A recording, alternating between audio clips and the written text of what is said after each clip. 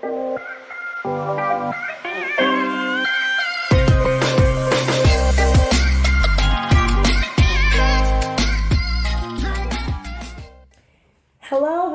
everybody. Welcome to my podcast, The Industrial. I am the host, Iris. My podcast is giving industry professionals the space to talk about what it really means to be in their profession versus the misconceptions people have. So I'm still doing the events industry, and I'm going to be interviewing the lovely Ebony from Bougie Bartenders. Yes. Hello. She's going to go ahead and you can introduce yourself if you want. You can talk about my business, what it is, and a yeah, little brief snippet real quick. Yeah, your little intro if you have one, and then I'll go into the questions. All right. Well, I'm Ebony Jones, aka Miss Bougie Bar. I started Bougie Bartenders in 2017. It's been a long ride. Situations of learning how I'm going to maneuver throughout business, but it's been awesome. And so I'm on year 6 this year. I started as a temp agency that was promoting myself as an independent bartender. So that's how I started, and I was trying to recruit, and now I'm at the point where I have over 9 bartenders that I book. Nice. So, and I'm in 6 years in, so I'm in a celebratory mood. Yes, as you should be. Always supposed to be celebrating. Every year that you're there, you should be celebrating. Yes. So, my first question for you, Ebony, is what is the biggest misconception you think that people have about you or the business as in like bartending? Okay. I feel like the misconception is that people think it's temporary, or like they feel like there's favoritism in the people that I book. Okay. And that's not the case at all. Like, honestly, I barely book myself. Mm-hmm. And I'm supposed to be somebody, independent bartender. Miss Bougie Bar is its own entity, and I'm supposed to be booking myself to promote the business too. Mm-hmm. So basically, I base it off of who, keeps their clients. I base it off of who comes on time. And, I base it off of if they're doing their own collabs too. Like if they're working towards bigging up their own personality as well. Okay. So it's like if I see you put in the work, basically, then I will promote you. Like another job would. Exactly. Okay. So like that's how I work, and then people think it's temporary, or they feel some type of way because I always be like, hire slow, fire fast. Mm-hmm. You know what I'm saying? Because it's like people, they'll play with you, and you don't have time to be playing when it comes to business. It's an investment. Exactly. It's a brand. It's an investment. Mm-hmm. So that's a misconception that people have a lot of the time with favoritism with bartenders and stuff like that. Okay. So for that, it sounds like the bartenders that you're training, that's their misconception. Do you think that customers have a misconception, like maybe about presentation or money, or I don't know. I never had one, so I'm trying to think. Yeah. Well, back in the day, I used to have issues with the deposit. People not understanding that once you put a deposit down, that's you're taking up time out of somebody's day. Yeah. So like that's one thing.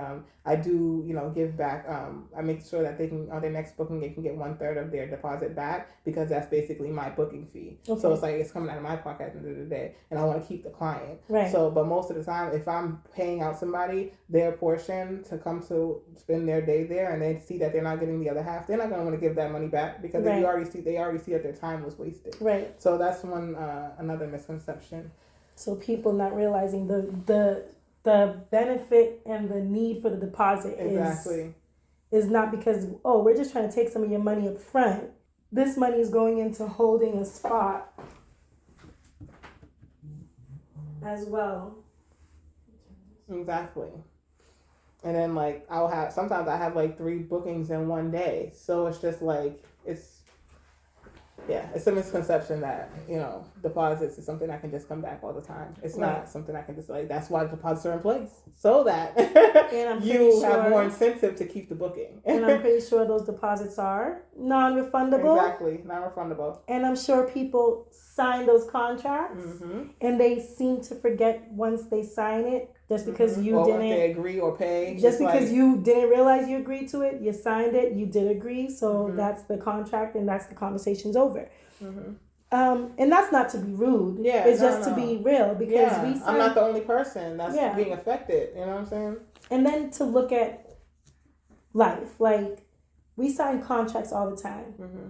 Now, if we sign a contract with T-Mobile and T-Mobile says, I'm going to be giving out your number to 50 million people, and I didn't feel like reading their long contract and I signed it, I can't get mad at T-Mobile now because I didn't read what your contract said. So that's the same thing people need to do when they're dealing with small businesses, is read those contracts and not blame or judge us because we're sticking to what we required from you in the first place. Exactly.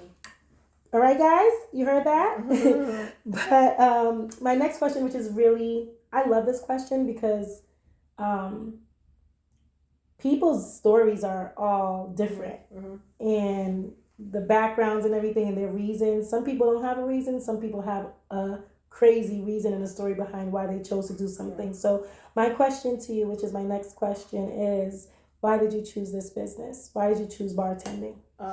Well, I've done service industry work for like years, at least 5 years, 5 to 8 years before I even started my business. I was working in customer service.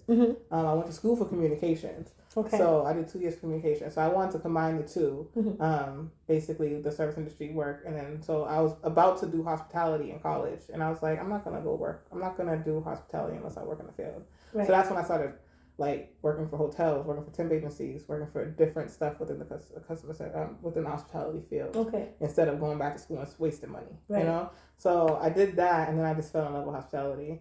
After that, I was like, I had worked for temp agencies, and I called as a client trying to book myself, and I found out that they were taking 2/3 off the top of the booking. So I was making $18 an hour, and they were making $60 total per hour from the client.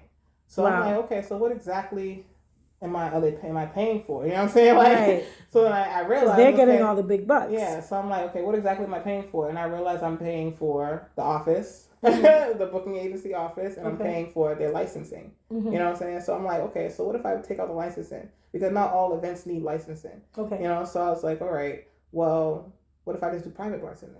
That way I can take that 1/3 back and then make 2/3 instead of, you know? Right. So that's when I came up with Bougie Bartenders, because I felt like I was too bougie to continue working for other people. You took the question right out of my mouth. I was just like, well, why did she choose the word bougie? But go ahead. I felt like I was too bougie to continue working for other people that were taking more than I was getting, you know? Got it. And another thing is, I felt like in the Black community, to be called bougie is like a negative thing. Right. But if you're called bougie in a white community, it's you're too good, or you're uppity, or you're taking things seriously, and you don't want to be bothered with anything silly. You know what I'm saying? You're high maintenance. Exactly. So it's just like I wanted to bring that bougie, you know, to the Black community where we could be that too. You know what I'm saying? In a positive way. Exactly. Yeah. So that's basically why I called it Bougie Bartenders. But I love that. And I started off with the beverages. Like, I started doing drinks first, like punches, pre-made punches. Okay. And then, but I got into making punches because I made drinks in my past life. Punches like juice or alcohol based? Both. Like, I would make it juice first, and then you could add whatever alcohol you want. Okay. You know what I'm saying? So I would make it punches that were versatile. Like, the taste was so good that it's like it goes well with anything. Gotcha. You know what I'm saying? So I figured if I do that, I had 3 signature punches. That's how I started. But I started mixing drinks in general for the taste and stuff like that when I was younger. Like, I started making smoothies and stuff, like I said. I was like, you was mixing what when you was younger? No, I made smoothies. But it's funny, though, because I made smoothies when I was younger for my mom because she was diabetic. And when I was 14, I made her first smoothie booklet. And I was like, you know, it was like a binder full of, like, and I printed out stuff at school, like different smoothies and how you can make it at 14. That's crazy. So I was like, I'm going to, you know, bring this into the home and do things like that. So it's funny because now when I look back at it, I made my first painkiller before I even knew what a painkiller was. And that was like the first kind of drink that I actually was at home like, oh, what if you mix orange juice with pina colada? You know what I'm saying? Yeah. You know, and that's exactly what a painkiller is without the alcohol. I was like, is that what it is? Exactly. So I was like, I'm sitting here making drinks at home, and there was a business near my old school called Rick's Cafe that made Oreo Blast. And I was like, and my school moved to a different space, and I was like, let me just figure out how to make that at home. So I started making Oreo blasts at home. So it's like if I can't get to it, I know how to make it. You know. So it's like if I'm doing this at home and I'm working in the service industry and I'm doing this, why not start my own individual creativity based business towards it? So that's basically where it came from. And I haven't been back to school since. I've been only investing in my business. You know. So 14, like. Who would think that at 14 you knew you were going to be doing this now? I know. Because you thought you were just doing it as like, oh, well, if I can't get it, I'm going to make it for myself and save money, by the way. Yeah. And save money, by the way. So you're doing all that and it's like you're planting the seed and probably didn't even realize that seed's being planted. To come back, to come this far. It's full circle. It's full circle because now I'm moving more so into bougie beverages because now I have kids. Yeah. And I want my kids to be able to be a part of my business. I want this to be, a family thing too. So it's like I want to start doing bougie baby bevs. Aww. You know what I'm saying? And different things like that. So it's just like now it's everything. Once you see everything come full circle, it's like, oh, this is how it was supposed to be. You just need to take the time to get there. That's exactly. So one question I have that's a little off of my regular questions is why did you fall in love with hospitality? I think when I was younger, I was a people pleaser. Mm-hmm. Now I'm not a people pleaser. I try to please myself as much as I could sometimes at the time, but I try not I people please my clients. Yeah. I direct it now. It's not a situation where it's like it's become spilling into my personal life, right? Because now it's directed to the people that's supposed to go towards, right? You know. So it seems like just from your story about being 14 and at 14, what are you really thinking about? Like running around in the street, playing outside? No, I was the only child until I was 16. So I was home. Well, but other kids at 14, even some kids who were only child at 14, they were outside. I mean, depending on what kind of parents you had. Yeah, I hear you. Not necessarily I get it.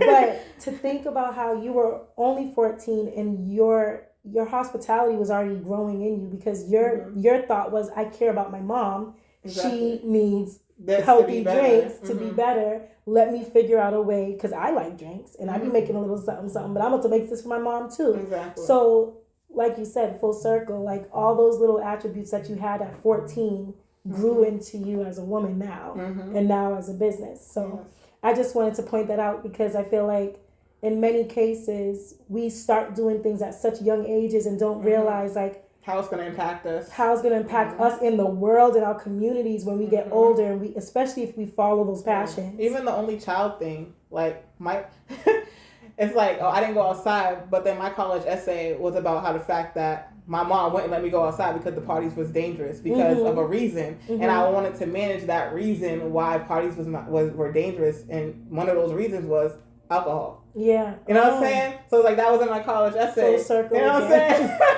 So I'm like, all right, now I'm doing a business where I'm curating my own events and I'm having my own bartenders coming in. You know what I'm saying? So it's just like I'm making sure these events that are in the community are safe too. Right. You know what I'm saying? So that's why kind of, I be trying to continue to stay in the community a little bit, but then also make sure my bartenders get experience wherever they need to. Right. That's good. So, can you talk to me a little about pricing? I don't know much about bartending. Okay. I don't even drink like that. And I probably literally followed the rules and started drinking at 21. I think so. Or 22. Yeah. Maybe 22. I did too. So, and when I say drinking, I mean this little cup is about to sit with me the whole night. That's the kind of drinking I'm talking about. So when you say certain drinks and stuff, I be lost. Painkiller, I think that's blue. I'd be confused. No, it's basically a pina colada with orange juice in it. That's what the painkiller is. Okay, I can make that. But talk to me. So because I'm so ignorant to drinking and drinks. So alcohol is a big business in Boston. It's $500,000 just for a liquor license for your restaurant. Wow. Yeah, it's really expensive, and I would never start a restaurant, but to each their own. You know what I'm saying? It's an investment for sure, and it's kind of like the homes of the bartending or the service industry. It's like buying a house of the heart of the service industry. Right. You know what I'm saying? So it's that's awesome for people that can do it. But I knew that I was not ever gonna get. That's not something I wanted to do ever. If I did own a space, it wouldn't need a liquor license. I would only do private events. Okay.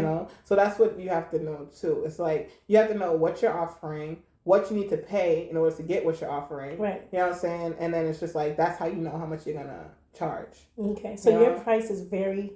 Yeah. So no, when I first started, it was like $20 to $25 an hour because I was just starting out and I was working with people that were non-tip certified. Okay. That wasn't willing to even put in the investment for the tip certification yet. Okay. You know what I'm saying? So now that years have come and I only basically hire people that take it seriously and they reach out to me and ask me how to get tip certified, and then they reach back out to me to let me know that a picture of their tip certification. So that's the people that I deal with now. So now that's when I charge $30 to $36 an hour, or $30 to $39 an hour. So that's what's like. It's when I first started the first 2 years, it was like 20 to 25. Then it went to 25 to 30. Okay. Then it went to 30 to 33. Now it's 36 and 39, and I do deals. Okay. And I do membership. Okay. And if you do every third and sixth booking, you get deals. You know what I'm saying? Nice. You get money off your hourly. Okay. So that's how I do now. But the deals are for your clients. My clients that book regularly. Okay. So it's like every third booking, you get $6 off your you know what I'm saying? $3 off. I thought you were talking about the people you're training. Okay, got you. I'm back. I'm on the client now. But that was my fault, guys. She was on point. I was confused by myself. But yeah, so the client, it's like, that's how much. And then I basically get like $3 to $6 an hour per booking, per hour.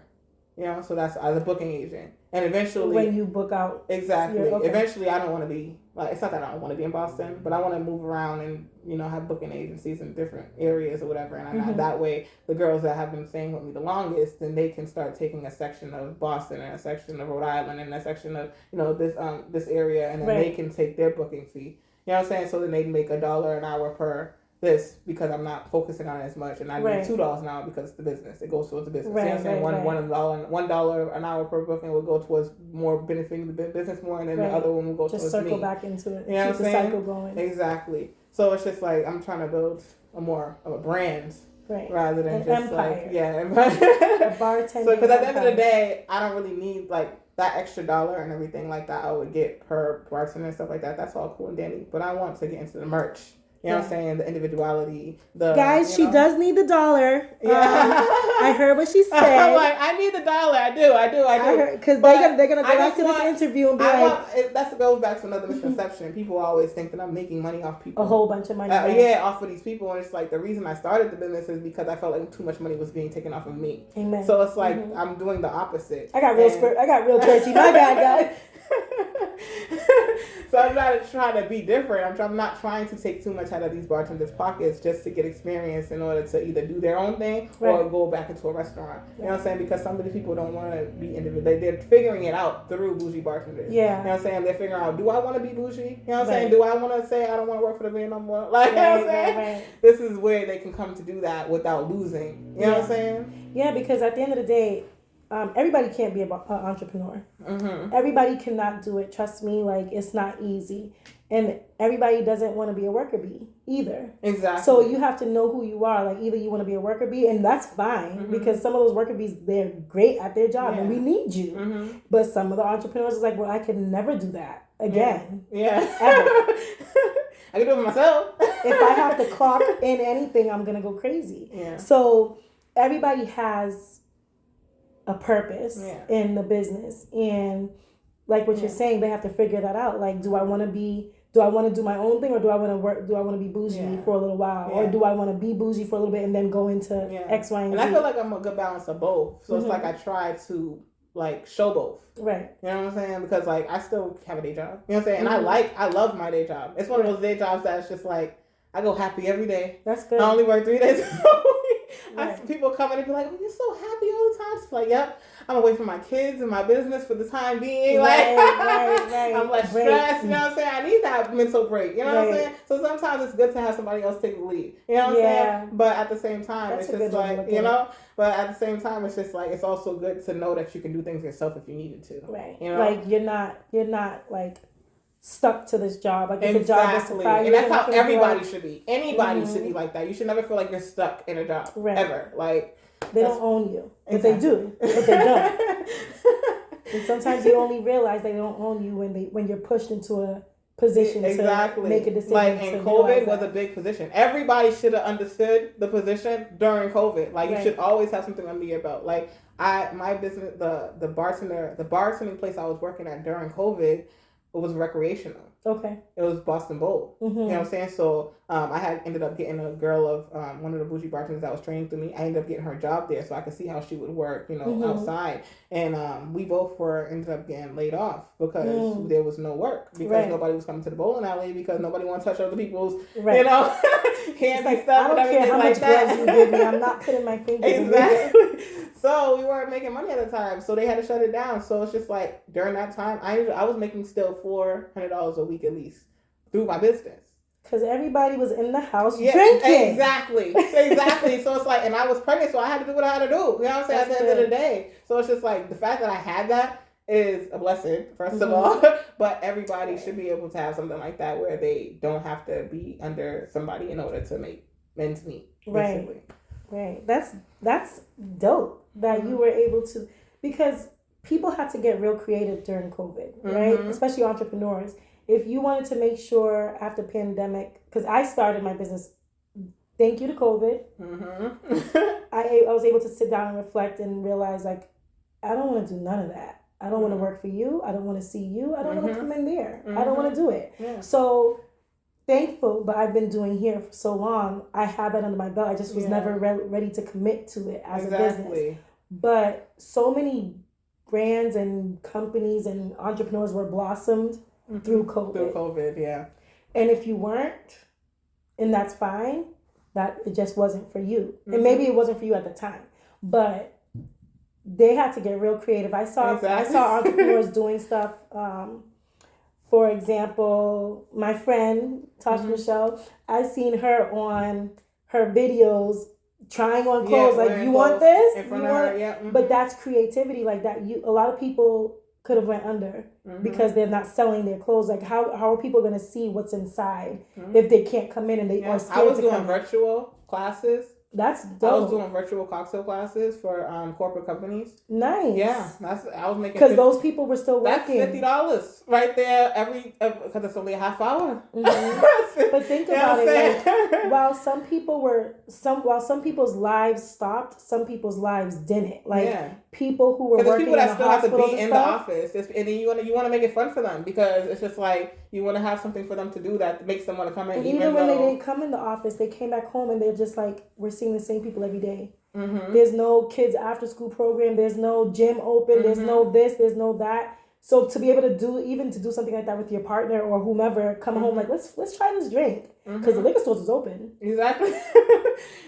Some people made some money during COVID. Okay. Yeah, I made some. Yeah. But that was a bit of a sidebar, guys. It was just like to really expand on the fact that like creativity as an entrepreneur and business during that time of COVID was sensitive.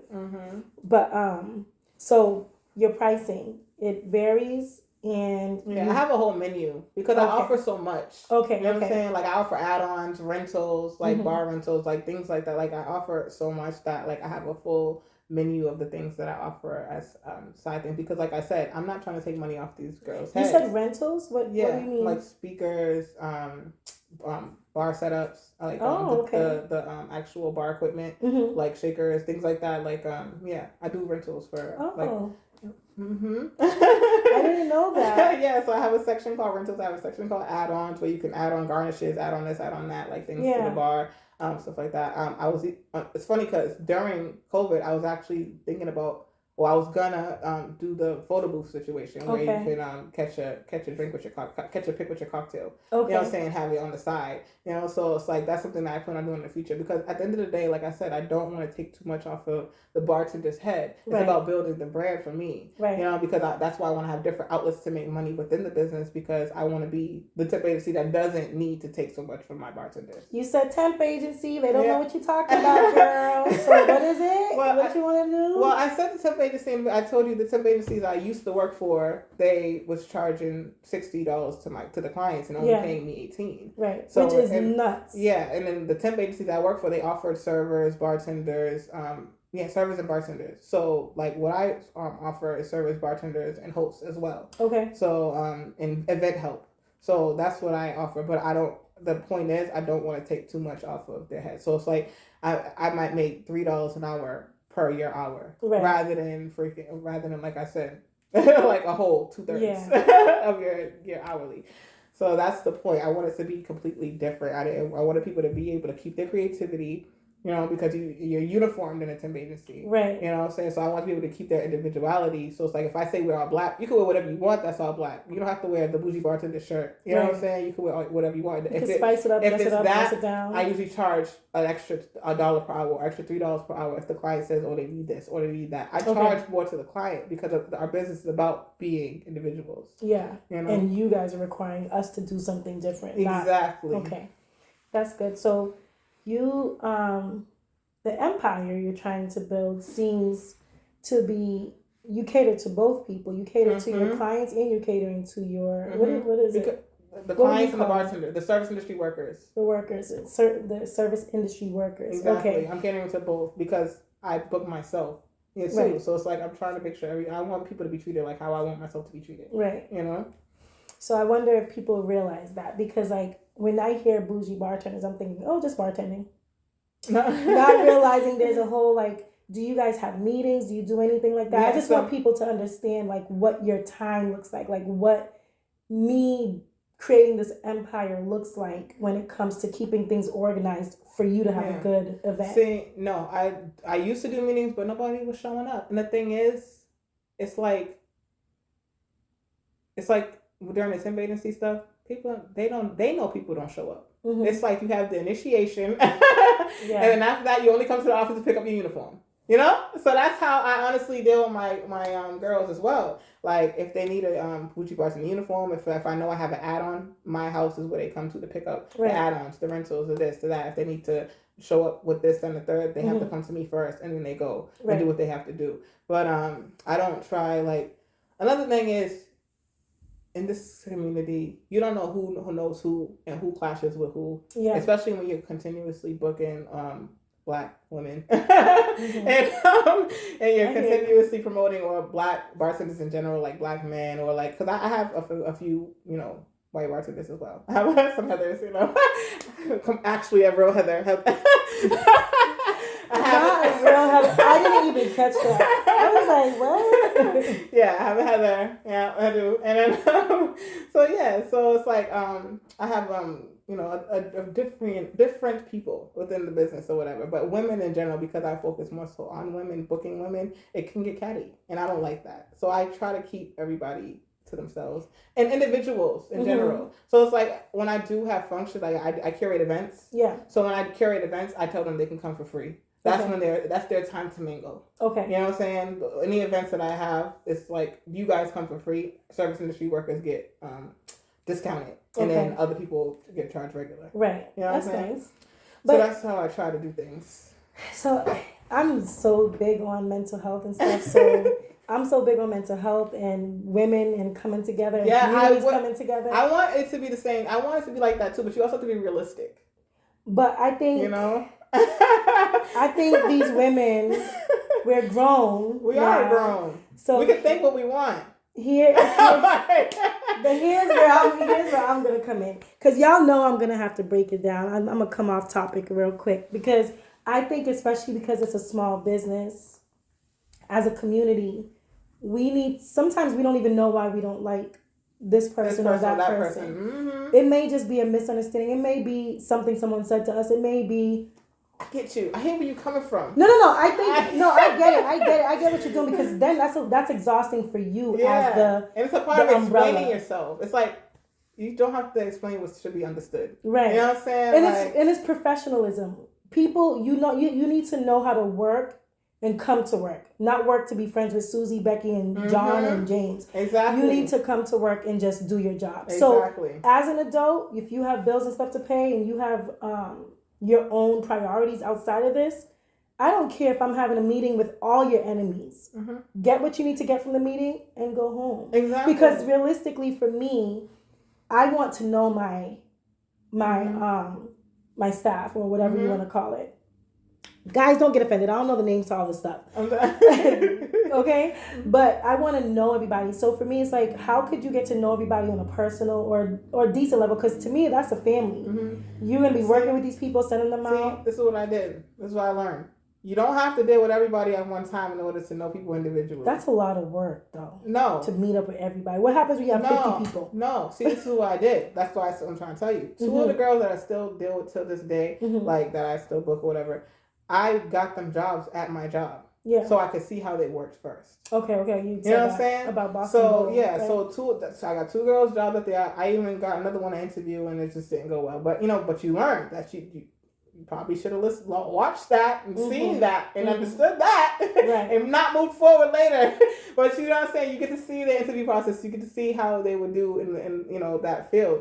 So it's like, that's what I do. I like to put people in positions where you get to see their character yourself. Yeah. You know what I'm saying? And it is time consuming. But at the same time, it's like when you make it a part of the time that you're making money anyway. Right. It's like, it doesn't bother me. Gotcha. You know what I'm saying? So it's like, I'll tell a girl to meet me at a gig that I have.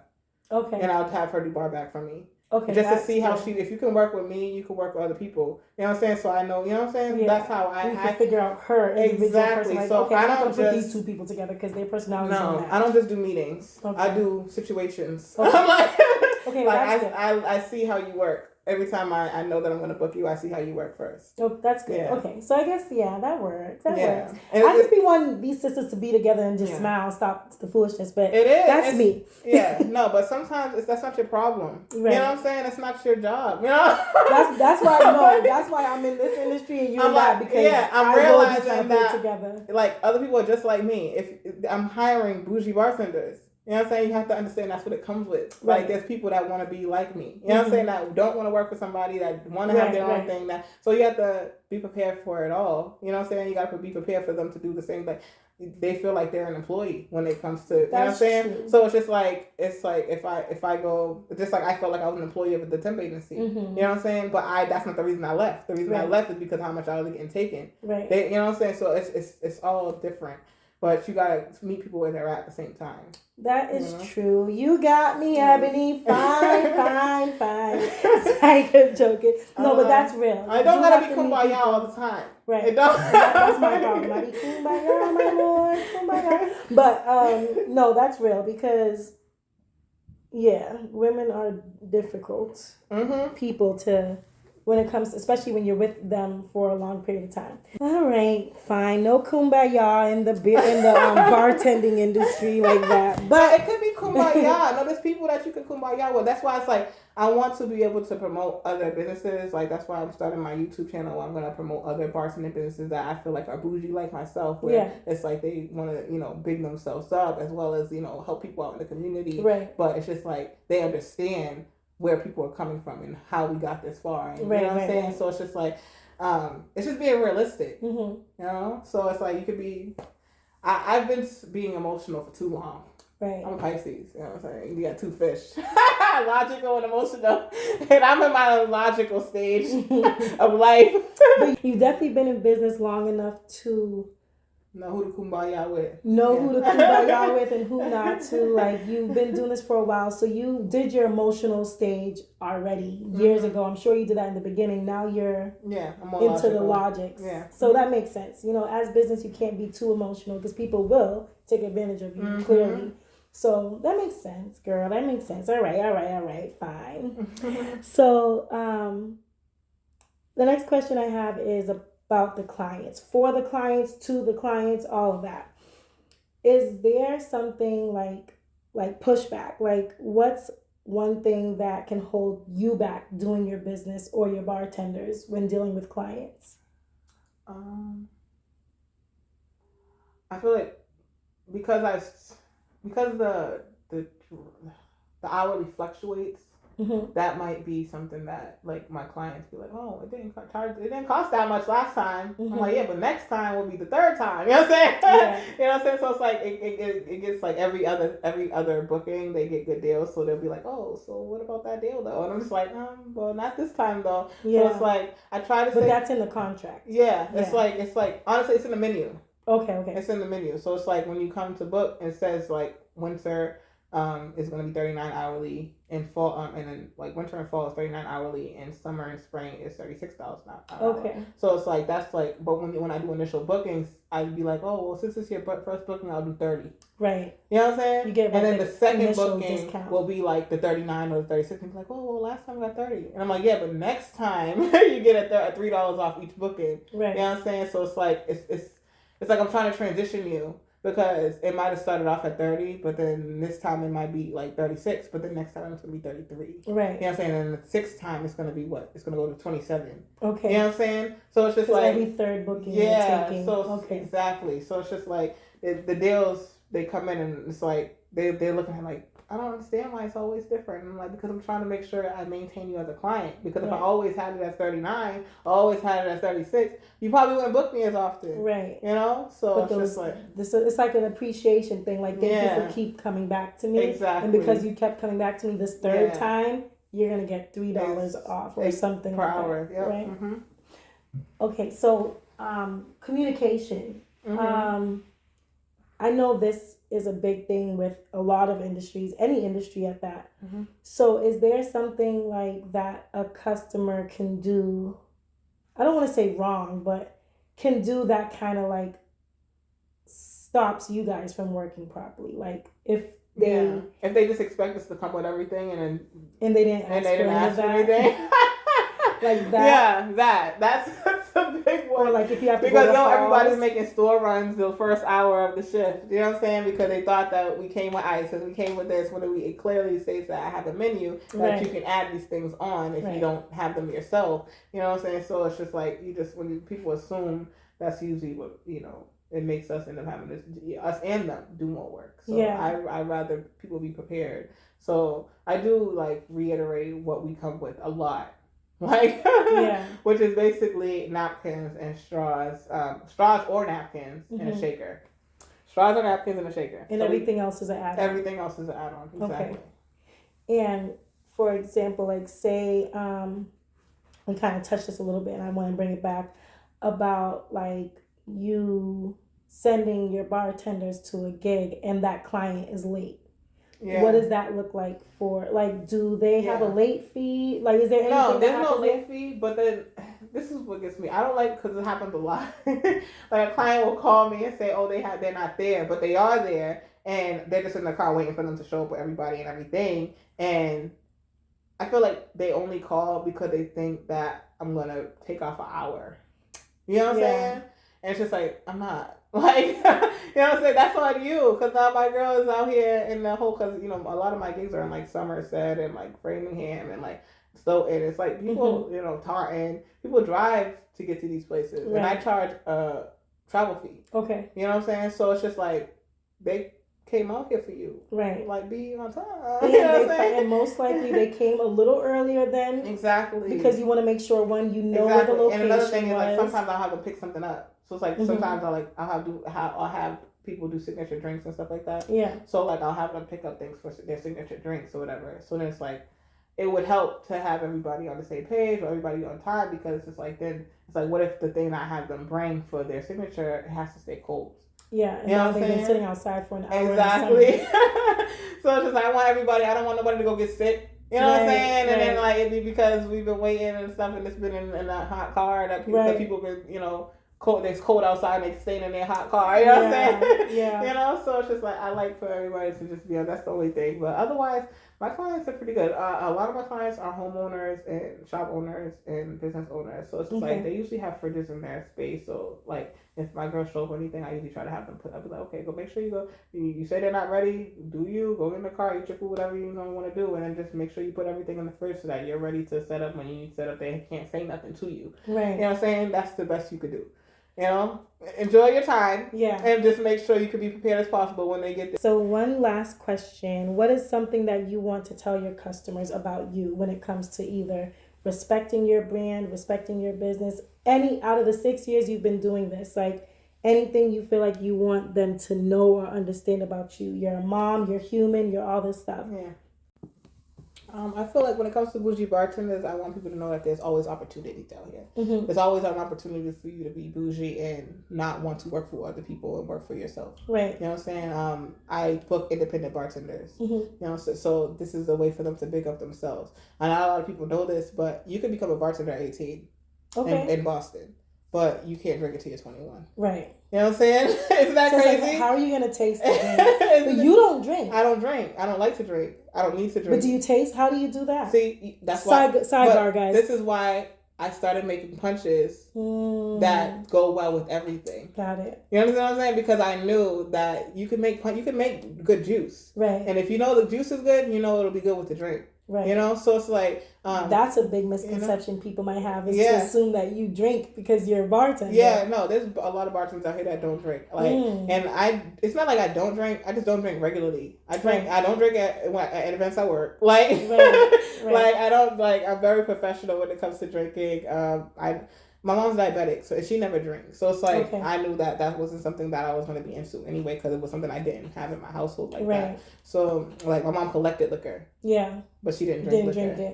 So it's like I knew what the bottles looked like. I knew what was what. You know what I'm saying? But I just knew that I didn't interest me. Right. So yeah, I feel like there's a lot of opportunities out here for jobs. Nobody should not be working.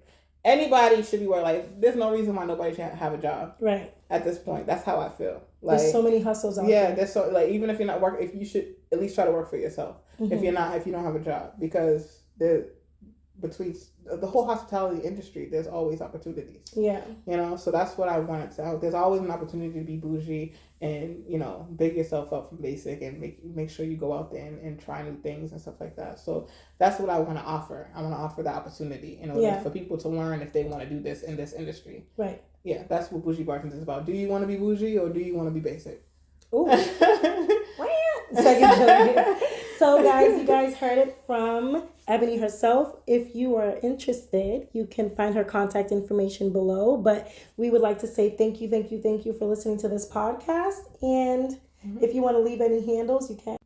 If you're looking for me on Instagram, you can look for me up at BOUGIE Bartenders with an S. On Instagram, and then on Facebook it's the same thing. And if you're looking for me as an individual bartender, it's Miss Bougie Bar. So at MIMSBOUGIE Bar. So that's my personal. So if you're looking to request me personally and then, you know, book me through the Bougie Bartenders, you could do that. And I'm trying. Eventually, all the other girls are gonna have their own handles too, so that you could, you know, book, see what they have done, and then, you know, decide which one you want to choose to work with. Like a catalog. Yes. I love it. Well, thank you guys for listening. Have a good day.